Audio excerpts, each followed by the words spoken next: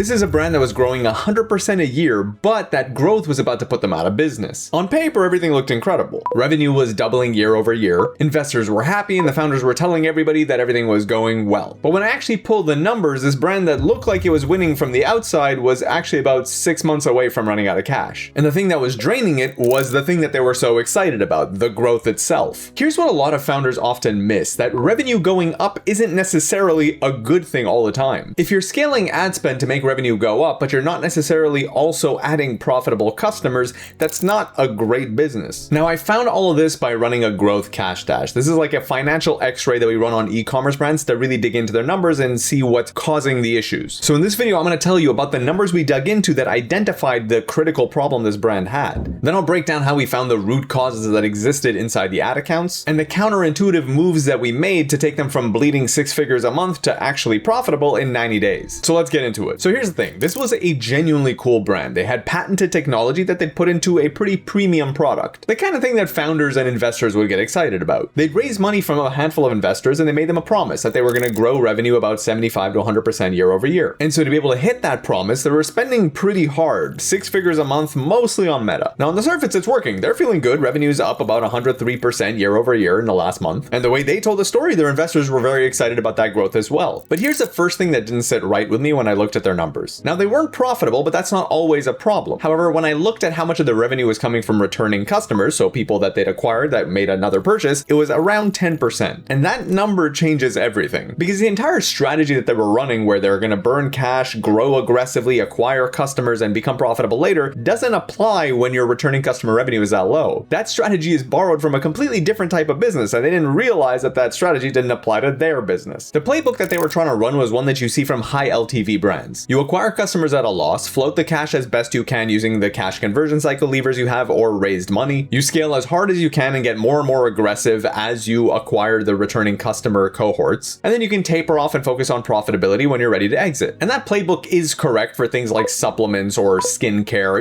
consumables where people will buy the same thing month after month. They have high LTV. You can afford the loss on acquisition because you're going to make the money later. But now if you apply that strategy to a brand like this, which is a premium durable product that people only buy once for the most part, well then you don't have much returning customer revenue to bank on. So I asked them, I'm like, why are you scaling so aggressively? You're losing a lot of money. And they're like, oh, well, our investors want us to scale a lot. Now, given that they were in the athletic niche, I knew that they had some pretty good connections with people who were fairly wealthy. So I asked them, I'm like, are these like sophisticated financial investors, like people who do this for a living, or are these just wealthy people that you happen to know that were excited about your product? And they're like, oh, the latter mostly. And so I told them, like, okay, so they very likely are just excited about the revenue growth, but don't necessarily have the sophistication to understand this particular niche and e-commerce in general to be able to give good advice from that perspective and realize that this aggressive acquisition at a loss may not actually play out well. And they're like, well, yeah, I guess that's possible, but we're also planning on launching a new product. And so I'm like, oh, okay, great. So are these new products going to be additional products that you can sell to the same avatar that you're currently targeting, so people in the same sport, or is it going to be using your technology to be able to sell to different sports? And they're like, well, the latter, we're going to be selling it to 2 different sports. So I'm like, well, so then the customers that you are acquiring right now, you're not going to sell more products to them with these new launches. You're going to be selling it to new audiences. They're like, yeah. And so I'm like, well, that means that the customers you've acquired are going to remain unprofitable. So what's the point in acquiring them unprofitably if you're never going to be able to recover that profit down the road with the new launches? And they didn't really have an answer. And so that's a key thing to keep in mind for your own brand. You can't mistake revenue growth with something that will build a foundation that will later make you profitable. That may make sense in the very rare instances where you have to just aggressively conquer a niche and build a moat so nobody else can kind of take over, but that doesn't usually apply to most brands. If your returning customer revenue is below 10%, then chances are you should just focus on first order profitability and take that extra amount of returning customer revenue as just gravy. It makes sense to go negative in the niches where you have high LTV and where everybody else is playing the game super competitively and acquiring at a loss, but in the durable goods world, that's usually not the case. There is almost never any value to acquiring a customer that will be unprofitable for life. Sure, it makes your revenue number go up, but that money would have been better spent elsewhere. Okay, so they realize that they're burning money and that things aren't going very well, but what do they actually do? Well, in their case, I'd actually gotten ad account access ahead of the call because I knew there was probably some stuff to look into over there. And some of the stuff I saw was almost painful to look at, but on the flip side, meant a lot of opportunities to fix things. Almost 80% of their spend going to just 2 creatives. At 100 grand, you should be launching an easy 30 or 40, but they were just running that same handful of ads over and over until people got numb to it. The acquisition performance was suffering and their frequency was climbing on those ads. Now the brand thought that this was a media buying issue and they were paying someone like $7,000 a month just to optimize the accounts. But there's only so much media buying you can do when you only have a few pieces of creative to work with. They didn't have a media buying problem, they had a creative problem. And then I go into the Google Ads account and I see a leak which I see quite commonly. They're bidding heavily on their own brand name in search and getting like a 3 or 4x ROAS. To them, they perceive that as good. You put $1 in, you get $4 out. But there's a difference between what the platform says is your attributable ROAS and what we actually care about when we're investing our money, which is incrementality. We want to know if that $1 in generated 4 actual new dollars out, or if we would have gotten that $4 anyway. When somebody types your brand name into search, they were likely going to click on your website, whether it showed up as a Google ad or the organic result right beneath it. Most people just tend to click on the Google ad. So a branded search keyword is not very incremental, and so if you're going to run them, which you should, just for defensive purposes, you need to run them at a much higher target. I'll prefer to see something like an 8x ROAS in platform on a branded search campaign. But because the ad account had been set up in some super consolidated way with no segmentation between brand search and non-brand search, it all just kind of looked nice overall from a 3 to 4x perspective. And on top of all that, they were spending like $2,000 a month on a retention agency, but their returning customer revenue was like $10K a month. I told them that at that level of retention, and also given the type of product you have, you don't need to be sending tons of email campaigns to get people to purchase when they've already purchased the one unit of the product they need. Most of the value you'll be able to capture with your retention strategy is taken care of by just setting up flows in Klaviyo. So the fix on the marketing side wasn't terribly complicated, but it was just methodical stuff that we needed to adjust. We pulled back on the retention marketing because that just wasn't really driving much of an ROI. We needed to restructure the Google Ads account so that they were actually able to see where they were getting incremental value from, and overall reduce the budget on Google Ads because it wasn't as good as they thought. And then we wanted to take that budget and put it into creative agencies so we could generate a higher volume and diversity of creatives to put into the ad account. And I also introduced them to some new media buying agencies to replace the poor job that was being done thus far. In their case, they actually asked me to take over the media buying myself, which generally I don't do, but because they were a client, I made an exception. So then how did all that play out? Well, the first thing I told them to do was the thing that no founder ever wanted to hear, which is that they needed to pull back on ad spend. And not gradually, like dramatically. Now, obviously pulling back on ad spend means that your revenue will go down. That will almost always happen, except for when it's on a completely unincremental channel like Google branded search. But the part that people often don't realize is that if you pull back on the ad spend and your revenue goes down, depending on the targets you were using, your profit might actually go up. Sure, you may lose a little bit of revenue, but that improvement in profitability means you're going to extend your cash runway so that you don't run out in 6 months. But that additional profit also allows you to invest in your marketing engine, into your creative, so that you can spend more. See, this is how they got trapped between a rock and a hard place to begin with. They promised investors 75 to 100% growth, and they were chasing that number to stay consistent with the story, but they were doing so by overspending. Essentially, they were taking a specific marketing engine and over-revving it, driving at a speed that it wasn't designed to go at. Now, what was great about these guys is that they were very open-minded. Despite the fact that they knew their investors might not like revenue going down, they took my recommendation and they actually ran with it. So what ended up happening? Well, in that first month, we pulled back on the spend pretty hard. Revenue dropped by 17%, but their MER improved and their profit actually went up by 37%. Those immediate gains came from just pulling back on the ad spend and reducing some of the excessive spend on Google. By the end of month 2, the creative from the new agencies had been flowing into the ad account. So we were able to get revenue back up to basically where we'd started. But MER had gone from a 1.6 to a 3.5, and profit had improved 74%. And one more month later, revenue was now up 75% over where they started, but profit had gone up 102%. That means they went from losing $100,000 a month to actually being profitable with more revenue. So think about that. Instead of spending on ads that were acquiring customers unprofitably, they took that money, spent it on creative that allowed them to spend more and acquire profitable customers. That's the difference between over-revving a small marketing engine to get the speed that you want versus upgrading the engine so that it can actually run at that speed efficiently. By making the right moves, they were able to earn the right to spend that amount rather than spending it anyway. But the take-home message here isn't that everybody should spend less. It's that revenue is a misleading vanity number, and you need to be prioritizing the profitability of the customers that you're acquiring. You have to factor in your customers' actual retention behavior to know what that number is. And there's no point in acquiring a customer that will be lifetime unprofitable. So that brand that was 6 months from running out of cash, over a year later, they're still around and thriving. And the fix came from someone being able to look at what their circumstances were with fresh eyes from the outside and give the hard advice they needed to hear. Somebody who could bridge the gap between what was being said by the finances and what was being done by the marketing. And that sort of analysis is what we provide with the Growth Cash Dash. We pull your historical data, crunch over 30 ecom finance KPIs, and dig into where the numbers actually tell tell you a story that you need to listen to. And it's all delivered in a concentrated dose of CFO, just a 1 hour call, no big fancy retainer, all the value you can get and information that you can actually use. So if you want to know what something like that would look like for your brand, hit the link below. Otherwise, I hope that was useful. I'll see you in the next story.